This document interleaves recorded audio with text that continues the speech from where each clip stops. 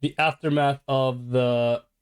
Well, I guess this was actually released before the full interview, but I don't know if the people in the commentary here knew about the interview or like saw the interview before. But I guess he's just asking people questions about Andrew Tate. So let's see what this was about. Andrew Tate is banned from social media with videos about many women, but when exactly does free speech become hate speech, and who should get to decide that? Joining me now, our political journalist Ava Santino and Talk TV contributor Esther Krakow, author and podcaster and friend of Andrew Tate. Yo, that blonde. Oh god, bro, she has so many dumb takes. Where does he find these people? And Times columnist Hugo Rifkin. Hugo, let me start with you. Thank you for joining the show. I read your big Times interview with this guy Andrew Tate. I found it very interesting because I knew I was going to interview him. She's so dumb. You'll see. What I was struck by was that although you were pretty outraged by some of the stuff he said and done, and found it personally pretty offensive, you didn't really seem to be able to conclude that he'd really crossed a line that deserved the punishment he's received in terms of social media. Yeah, no one really thinks he crossed the line, aside from people who are completely for what do you call it, cancel culture, and I don't agree with your viewpoint, so you should not have a viewpoint. You know, the Hassan Piker people. Would that be a fair category? And the Twitter mob.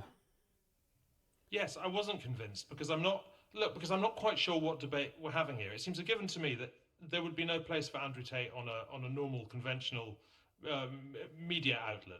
They're not going to give him your show. They're not going to give him my show on Times Radio.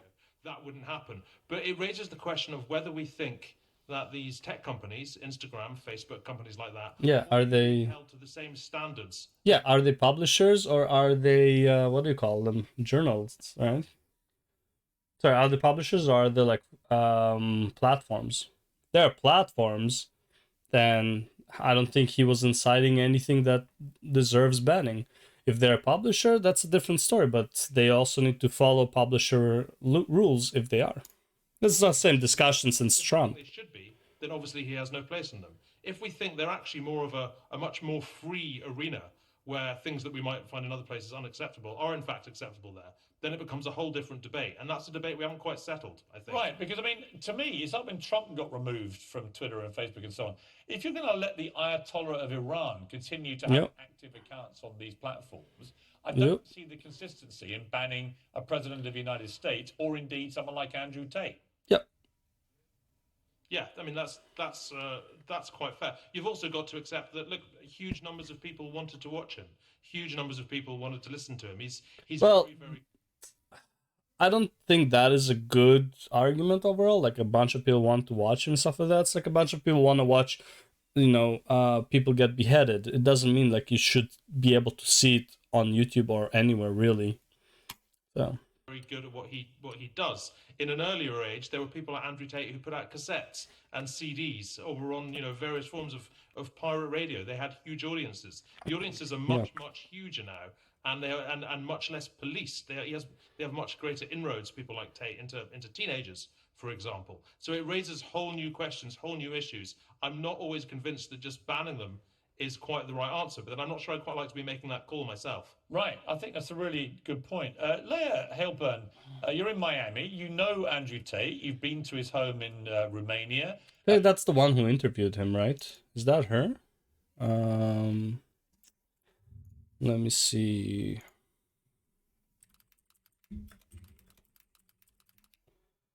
Is that her? Where is it? Oh, this idiot. No. Both the sisters and Andrew Tate. I didn't see that.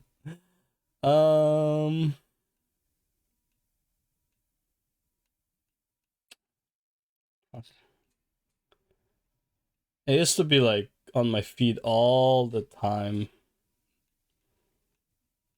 Yeah, well, either way, doesn't matter. I think that's her, but I don't know. You know his brother. What kind of guy is he? I mean, many people look at her. Don't know much about him or hear some of the stuff he's been saying. She's just angry by default. Him and challenge him on in the interview. Her eyes are turning red. But what do you think?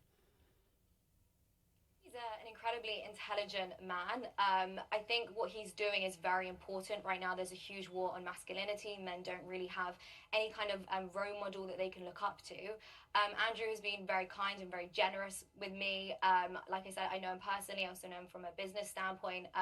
I've spent time with him one-on-one. I've never felt uncomfortable. He's never been inappropriate with me. A lot of people accuse him of misogyny. He's never been misogynistic towards me. And I think what he's doing is incredibly important. Okay, Eva Tantina, your view of this. I mean, just Say that from again, the sorry. exchange we just put a preview of, where he says he prefers 18, 19-year-old women to 25-year-olds. I think you're 25, aren't you?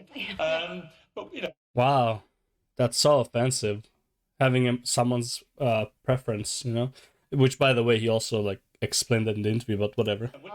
When he generalizes about 25-year-old women in the really, I thought, pretty repulsive manner that he did in public, Oh, God. I think that is misogyny, actually, because he's branding a whole category of women in a very offensive way. I think it's close to misogyny. I think it's actually more looking at women as objectively sexual objects, which inherently is misogynistic. Which inherently is what men usually do, but whatever. Sure. Let's call it misogynistic then. But it's looking for purity in women. What he's essentially Oh, saying- no, bro. How dare he look for purity in women? What an... Oh my God, this guy's the devil! between those lines is that he wants some sort of virginal woman. Maybe that's why he takes this girl seriously. I don't know, but God, bro. Why are you attacking her, though? See, this is how pissed off she is. So dumb. Like, why are you attacking her? Because she's had nice things to say about him? I mean, it kind of sounds a little bit like. But he's, let her come back. on It the other sounds a side, little he's bit- allowed to. I mean, he can have these views. Does anything that he says, or the stuff that you've seen with him, does it cross a line where he deserves to be expunged from all social media, to be banished from the internet? When you've got to look at the reaction that came off that. So the people who were duetting his videos or the people who were spreading his messages. When you've got 15-year-old boys espousing these sort of views where you're talking. When you have 15-year-old boys, man, I don't want to go into the whole transgender thing, but let's be real. Not everyone's transgender. Trying to make it so everyone should be transgender is fucked up. And don't even tell me this, bro, that's not the message. That is exactly the fucking message. About women in purely sexual terms, and that has come from Andrew Tate, and that's where the problem is. I don't actually think that's a very fair assessment. He didn't say, "Oh, I only date 19-year-olds. I prefer." Yeah. He was making the point, and he could have phrased it better. Absolutely. Yes, But he the said phrasing that- is the issue. Yeah, Later in the exactly. interview. But the point he's making is, and he's a very intelligent guy, like Leia was saying, so he knows what he's doing when he's saying that. She's like, what are you Massive talking about? reaction from it, so clearly it's worked. But the point is, he's saying that younger women who have had less experience with men in general Yes. are more desirable because they don't come with a certain amount of baggage. Now, you could say there are women that are more experienced that come with less baggage because they know what they want or they're more mature. Yes. But my view is you shouldn't be talking about women in that generalised But there are way people- at all of any age group. but there are people with those I know views. a lot of 25-year-old women in my time, they're all very different. It's like the idea that you bracket them all in this revolting way, which he did, which is just Doesn't matter. Generally speaking, though, he's not wrong. That's a to do generalization. it with a big following, I think, is a malevolent influence. And what is implied there is their sexual history. That is what he's talking about. Yeah. Whether But there are women that are 18. No. It's not only sexual history, it's also the drama that can come with them. They might have been using alcohol or drugs in their early 20s and 25 they stopped. They might have certain other issues that can come from sexual activity, but not necessarily. There's plenty of more problems with a 25-year-old than there is with a 19-year-old, usually. The main problem with a 19-year-old is usually the intelligence level That have a more elaborate sexual history. Well, let me ask compared to a you 25. spent quite a lot of time with him for your big interview for the Times. What did you actually make of him by the end? When you came away, what did you think of him? Oh, we got on very well, but then we were two men sitting in his cigar room, bantering. We had a good chat and a very honest chat. I mean, we had a very similar conversation to the conversation you're having at the moment. I think in different circumstances, I wouldn't have liked to introduce him to my wife. I wouldn't have liked to have to hang out with him with my female friends. I think that'd be intensely uncomfortable. But I noticed the way that at the moment, what we're doing, we're debating whether or not he's nice. Whether or not the things he thinks are nice or right. What we're not debating is whether or not they should be allowed. Right. And I think it slightly worries me that we've drifted into thinking those are the same debate. I agree. When did we already become the moral arbiters for whether people should be allowed a social media platform? I mean, let me go back to Leia. I mean, to me, you might find Andrew Tate's views offensive, unsavory, misogynist, as I did on some occasions with him, although he made some concessions in the interview. I'm not sure by the end that I concluded he'd done anything really so heinous he deserved the punishment he's got. That was my real conclusion, if I'm honest. Yeah, I don't think he said anything wrong. I think all he's doing is talking about reality. And I don't think it's misogynistic to say you prefer a woman that's 18 versus 25. It's literally just a sexual preference. She's so mad. Yeah, but that's not, I don't think that's Look at her, she's so mad. It's not it's misogynistic to have preferences. I love it. It's misogynistic to have preferences of what kind of woman you want. Not all women are the same, idiot. Of course we're gonna have preferences. jump in. I don't think. Yeah, but I don't think that's the misogyny. I had this argument with my sons earlier when they saw the clip. The misogyny isn't that he has a preference for girls of 18, 19, or 25. The misogyny is in the way he talks about every woman. Again, phrasing doesn't mean like what the message is. So but that's as if they're all the same and they've all been through this tawdry background which he finds so distasteful. That's obviously ludicrous. Well, I think he speaks with a lot of hyperbole. His goal was to go viral. Obviously, as Esther mentioned, not all 25-year-old women have been sleeping with every single man that they meet in a nightclub. So there's always exceptions. But I just think in general, a 25-year-old woman obviously has had more experience than an 18-year-old woman. And some men prefer that. Some men don't like that. And I think that's completely fine. I think... But you don't agree?